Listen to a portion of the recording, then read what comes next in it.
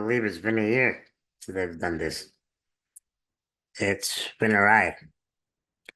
Um, I obviously took a small break when we did season one. Season two only had 3 episodes. And then out of nowhere, we're building up the hype, and I vanished. What happened to me, Spider-Man? You may be wondering. Well, I got busy. I got carried away, and I had other priorities to set. And one of them was going to Cal State University, Long Beach, and obtaining my bachelor's degree in journalism. So I'm happy to say today to my MannyCAN viewers, you and those who have been there through the journey, we are officially have our bachelors in journalism. This person, he's impacted not just my life, but a lot of other people. We met in high school and we still keep that close bond. And this person, we share the same culture. I mean, he's been a heck of a coach for the varsity athletic team. If it wasn't for him, I wouldn't have the guts, the courage to do what I did in high school. And honestly, he can probably tell you he wasn't part of the MannyCAN idea, but he heard a lot about me yapping in high school how I want to start a podcast. And he's always asked me, "Hey, yo, Manny, when am I going to be a guest?" Well, 3 years later, he's a guest. So without further ado, let's let Mr. Jose Gonzalez, Speedy Gonzalez, in this room. Jose Gonzalez, um, great mentor of mine. So how you been? How we doing this morning? Good, man. Can't complain. I got a day off. You know how that goes. I love I was telling in the intro that you were part of the idea of this. You heard me yap about it, and then you always said, "When are you going to be a guest?" It took 3 years. I was looking at the I was looking at the episodes. Yeah, I need to get my my audience up in order for you to invite me. Yeah, I mean, we need to get you at the C list, but you're there now. All right. Good to know. So I mean, all these most of the time it's been about me, but today it's about you. All So right. obviously I mentioned that you played a huge role, not in just my life, but other players, students that came along. And I kind of want to start about it, how that came about. You know, close to people that are close to you or that know you in person, they know that there's this running joke that you haven't left high school. Well, I I mean, mean the uh I mean initially, my first idea wasn't to be at working at a high school, be a class clown and messing around at school and stuff. Um I got transferred over to Valley for falling behind, and just from there just kind of kick off, you know. Um they had me present my personal statement as I was graduating. And that same day, they offered me a job, and I was going to decline. It's a job. And they said, hey, we're looking for a soccer coach. Obviously, it's a continuation in high school. So I started coaching high school there. Um, and then one thing led to another. Like, hey, do you want a sub? I did custodial work, did attendance. hmm. Man, dude, I was working at the school where my friends are going to that school. So it's kind of crazy. Like I've given out detentions to some of my friends, and then they served it with me as a security guard. So what was that like?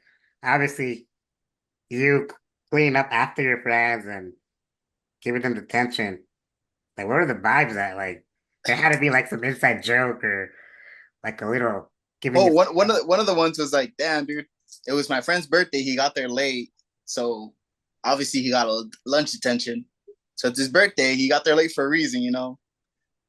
During lunch, he served his lunch detention with me, but we always just hang out. Thing led to another, jobs after job, working at different as a different sub, and then ended up at the Lago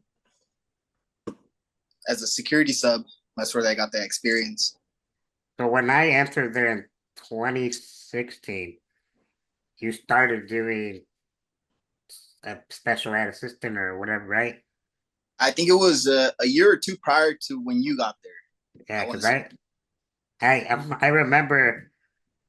Okay, so I went to the Lago, obviously, and everyone in in my household, well, not my household, because I'm the first one to graduate college and university, but everyone in my family, they all went to Escondido High. That was a tradition, you know. I grew up big on football. I did have love for soccer, but football was like my priority. And I don't know what happened to me eighth grade year when we toured all the high schools. I saw the logo and I'm like, I'm just gonna troll my family and apply. They said it's lottery system and I never get lucky. And I remember, I forgot, I didn't go to the lottery thingy. You know, when they pick out names and numbers. But one of the teachers that the special assistant from my middle school, his son went and she went and she's like, "What number were you?" And they told her like, "Oh, you got in." And like, huh? So then I started thinking, and I'm like, nah, I'm a kind of like what we did with you, you know, with soccer. Like, nah, I'm gonna start talking to the head football coach. I got connections, and then out of nowhere, like the prankster in me hit in, like the trolling one night, and I'm like, I told my cousins, "Hey, fools, I'm going to Del Lago." You should have seen their face. They're like, "Huh? No, you're not." So just to spite them a little, I ended up going to Del Lago. So I knew like three people, four people from my middle school, but it was like a fresh restart. Anyways, it's not like your traditional high school. When I went there, I was so confused. I didn't know where to go, even though the school was so small. I didn't know who was who. I entered and like, wow, our classes are small, like 16, 20 people. To come to find out, I found out what advisory was in one day. And then I'm just sitting down, minding my own business, trying to get the day through. I look at the door, I hear the door walking in. I see I see you with your iPad, and I'm like, damn, this is high school. I mean, I did look young, you know. So I did look a little younger, so I kind of blended in for a bit. I can see you see some gray hairs coming out. Just one or two, all right, man. Just Yeah, one or it's, two. it's a One. Richie Knuckle status, huh? Yeah, man. It's coming down to that age, man. All this, all this coaching is catching up. But yeah, you know, I mean, I don't know where to start. Obviously, you got coaching because you went to Valley, but there's these rumors, these legends, you know, these theories that you were a great player, but if it wasn't for your knees, you know, you could have had a pro. I don't know. Something my uncle would say. I mean, I don't necessarily saw myself as going pro. Um, I started playing when I was 14, man. Like a little late for someone that starts playing soccer at that age, and it was more because of like kind of like how you ended up going to Delago. Didn't know that many people. I ended up going to Orange Glen, where all my friends went, on Esco High. So obviously, I had to make friends somehow, you know. And then a couple friends, couple kids in that class were like, "Hey, we're gonna go practice after school," blah blah blah. And then I just jumped in and said, "Oh yeah, I play too." I was like, "All right, come through." Little did they know, I didn't even know how to kick a ball. And then yeah, after that, just start playing constantly. You know, obviously, the more you play around people that know how to play, you're gonna catch on quick. And first year out, boom. Second year playing club, playing high school. Obviously, the momentum kept getting bigger and bigger, and I blew my knee when I was probably like 19. And then that's probably like that peak year when you're like you Like you don't even know it, but you're gaining a lot of momentum. your prime, is that what they call Yeah, it? like you think about it, and then dude, like you're 19, you're 18, 19. Obviously, like I was gonna try out for Palomar, but I was playing Sunday League for funds, you know. Yeah, And then you play with all these veteran guys they're or playing with the people. uncles and grandpas. Yeah, Yup. And then they're like, dang, traita el morro, you know. Bring that youngster in. Obviously, if they want you to keep playing, hey, they'll provide you with. They'll pay for your refs. They'll pay for your What was registration. it like 20, $10? Yeah, it was like $10 for ref, and then they'll pick you up at your house, man. I was like, that was I remember luxury. hearing a couple of those stories that they pick Yeah, you up and drop you they, off and they pick you up, they drop you off, they buy your uniform, they buy you food if you score or have a good game. So, hey, man, it was at the same time, like obviously I blew out my knee. A lot of my friends were playing semi-pro, UPSL at the time, yeah, mainly in Temecula or up north. And then before then, they were trying to take me with them. They, yo, dude, like, let's all go. Like, we're all pretty good. Let's go test the waters. yeah, Weeks later, I tore my ACL, and then that was that. There's people that still chase the dream after. I got friends that are tearing their ACLs like constantly, like 2 or 3 times, and they're still going at it. But I've learned my lesson. yeah. No, it's like strange because I discovered maybe a couple. I was still in high school, so maybe I wasn't a senior, might have been a sophomore. That I don't have an MCL, so it's Dang. kind of weird. I hear And I, people, I hear people tearing that or breaking it, and I'm like, I'm not saying I don't want to experience it, but I'm like, I don't have one, and I remember that I'm like, well, we can grow you in not an artificial one, but like we can make you one like naturally. And I remember they're like, huh. I hear people with knee issues. I'm like, nah, I got my own issues, but pretty much what they told me is like they want to stick like needles in, poke the tissue or poke the muscle and have blood, and that blood will heal in tissue like in 2, 3 weeks. I have an MCL, yeah, there's like a lot of new advancements, man. and I'm Like, like, I know someone that's having constant knee issues, and he's coaching, but I'm fine. this kid tore his ACLs on both knees. That kid's a tank, and I was like, what the? And I was like, how are you playing? If you tore them, did you get them fixed or what? And he's like, no, the doctor said my legs are really strong. So it all depends on your legs too.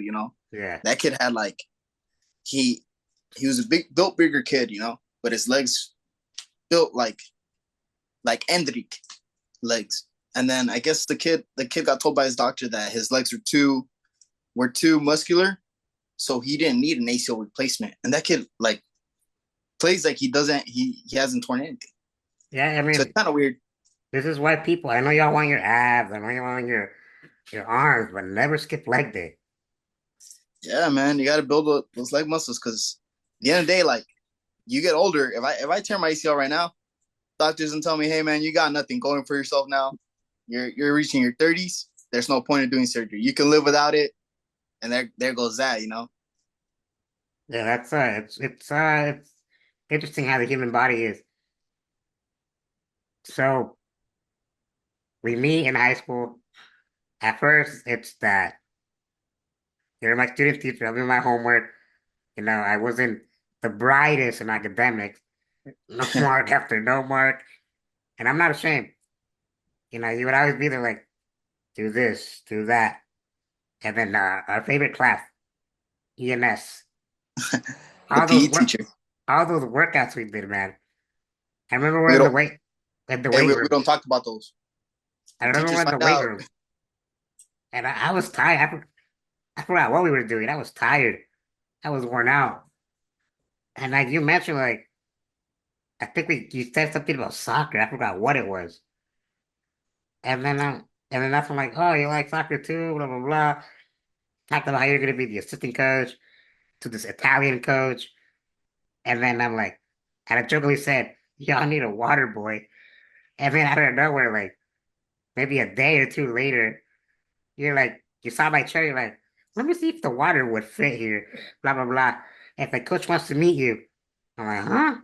So I went, because it's like 40 minutes, like the bus waits for you or whatever, Yeah, it's about 30, 40 30, minutes. 40 minutes. And I went to the field. I met the coach. I went to like one of the early practices and they're like, hey, I'm gonna be your water boy, like question mark. He's like, no, I got something better for you. Can you write stats? I'm like, sure, why not? And then that's the evolution of how the manager career started, you know? Yeah, And then meeting after, Claudio Mustafari, man. I mean, it was an interesting ride. I mean, my freshman year, like my eyes opened up. You know, I never been part of a team that close. I mean, I did dance in middle school, but it wasn't like having a soccer team where, I didn't travel yet and I didn't get called out, when we go to the games.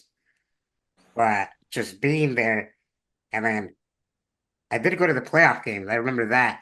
And I went to one away, I think it was Guahomie. Might have been my freshman year, because one of our players got carded.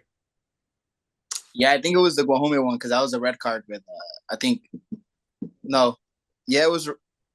Yeah, it was a red card for for a kid that was your age, Victor. Yes, Remember I for remember. the fake elbow. And then we had to appeal it because after that it was playoff. We played Santa Fe Christian. Christian. I remember I don't like to use the word. I'm not a big fan of their parents. Yeah, yeah. I And mean, I remember I don't know. I think it was a Tuesday or Thursday. It's one of those weird scheduled days. Literally the whole school comes out. They were quiet ah and then the fact that we got on a charter bus to the semifinals, and I mean that was fun. But just watching that game and the way we went out, yeah, it home hurt. man, home game. We were ranked fourth, so we got Yeah, that bye game. you got So that bye game. that was a good year. But I like the environment, I always wanted to go. I told myself, we gotta run it back. I mean, ever since we've been, I mean, not closer, just first round It, exits. yeah, I mean it's consistent though. Yeah. It's consistent. Obviously, with any other school, you have your ups and downs. Kids come, kids go. You get new ones. And because I guess we're still a newer school, or I want to say at the time, because, we were Division 5, you got to start low. I think when I was there, we make that Division 4 jump. And then we're talking about this, off camera, how like no school wants to, like no local school wanted to play with us because we were Division 5 or 4. And then the other day he texted me, we're Division 3. What's that like being a D3 coach now? So, so let me clarify that now, because so we got moved into D3, but they rearranged teams again. So we're now in D4, but we're top of the D4. So if the boys have one more good consistent year, they're gonna be D3. So we're the first team in D4 now. So They shuffle teams around, you're the huh? first team that would go into relegation if we do good. Yeah.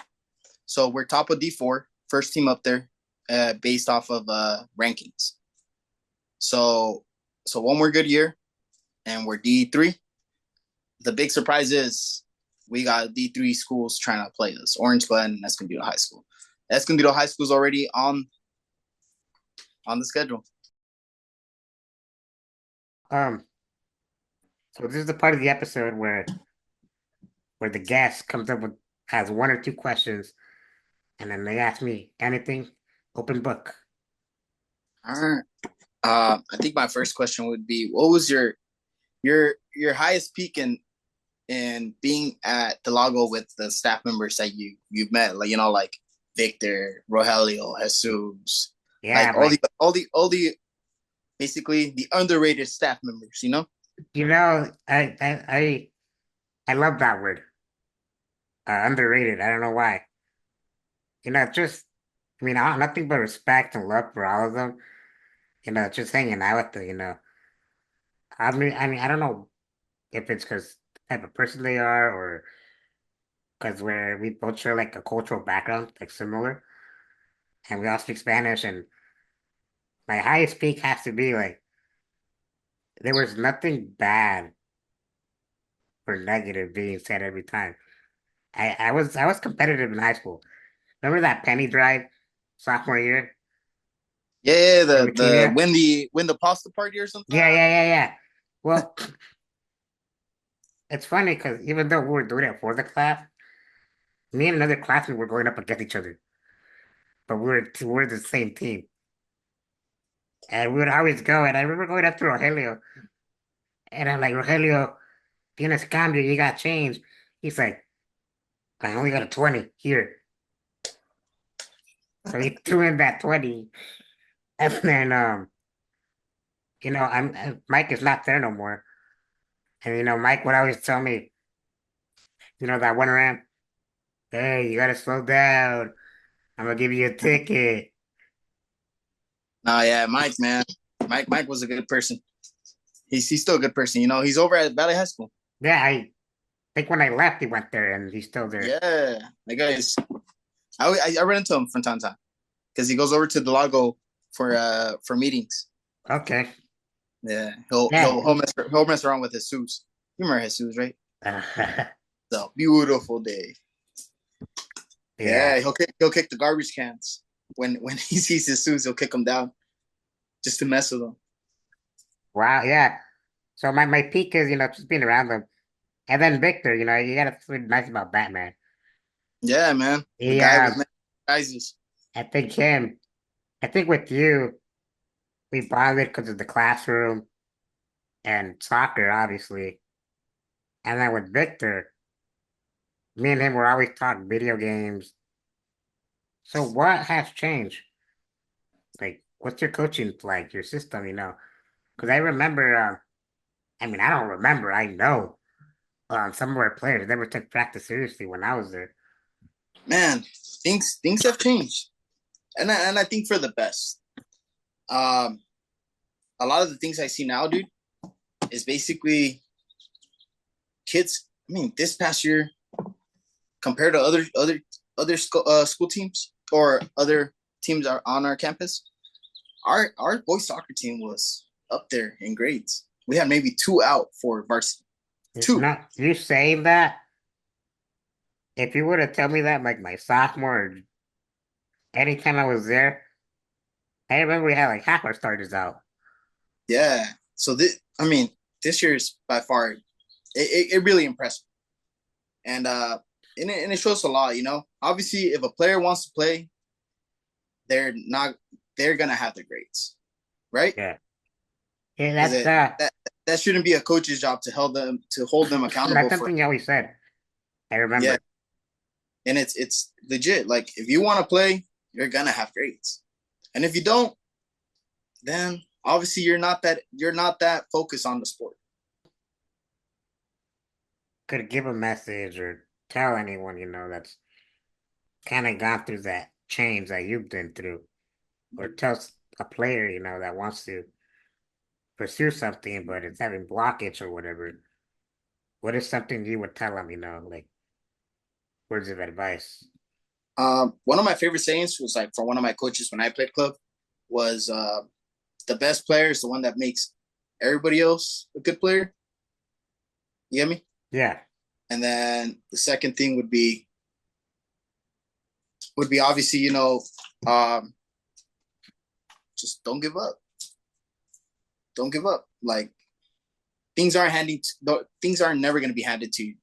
If you want to put in the work, then put in the work, man. Yeah. That's the only way. The only way out is if you put in the work, put in the effort. That's the only way. And that's like simple and sweet and straight to the point. It took us 3 years to get you here. Sorry it I took know. long, but now you're here, I don't know if I ever said it. You helped a lot through high school and even now. I'm happy what you've done with the program. I'm not gonna lie, a little jealous. All these that the snack bar is finally open. It took some time, man. But types. I took over that team. COVID hit. Boom. You hit a And rough patch, yeah. yeah, and then I was like, man, where to now, And then obviously, we hit that run where we made it to semites. I think I went to that game Yeah, you went to that game. We with brought you Nick. with. Yeah, with Yeah. Preston. And then you saw everything just, man, PKs, everything was just up in the air. So, and then obviously that season went by quick because it was just a quick season. And then I didn't get that kickoff of the until I said, you know what, like we have this room, no one's using it. They're using it as storage. Let's clear it out. Let's sell stuff, man. We need money in. So obviously, parents donate a lot of stuff to sell. The next big thing to work on is like selling merch, the logo merch, soccer merch. I mean, if you need for the website, Yeah. So I think that'd be the next step. Is that's we did the fundraiser of the shirts. That's we have we have practice shirts now. mm-hmm. And then the next thing would be selling merch to parents, um, ordering ahead. That way we have that merch for parents to want and all that stuff. Yeah, that's the right step, Yeah. When we wish you And the best of luck in your coaching career, in life, we'll keep in touch. Follow us wherever you're watching, listening. We had Jose Gonzalez tell us his ups and downs rebuilding the program from nothing to something. Peace. see you.